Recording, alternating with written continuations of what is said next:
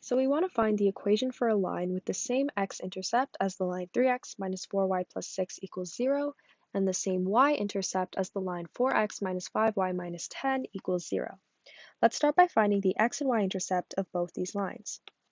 For our first line, we know that the x-intercept occurs when y equals 0, so let's replace y with 0 and solve for x. This leaves us with 3x plus 6 equals 0, and x equals minus 6 over 3, therefore x equals minus 2. And our x-intercept is minus 2, 0. For the y-intercept, we know that occurs when x equals 0, so let's replace x with 0 and solve for y, leaving us with minus 5y minus 10 equals 0, and y equals 10 over minus 5, which is minus 2, and our y-intercept is 0, minus 2.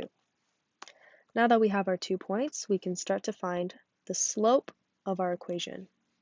We know that slope is rise over run, which is y2 minus y1, the difference in y, over x2 minus x1, the difference in x.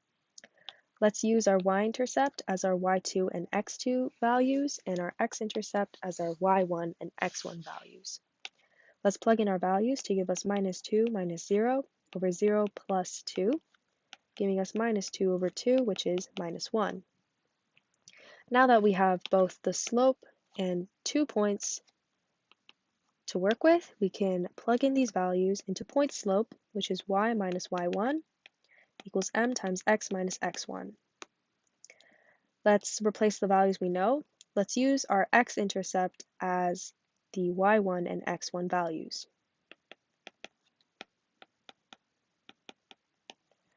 Let's simplify to give us y equals minus x minus 2.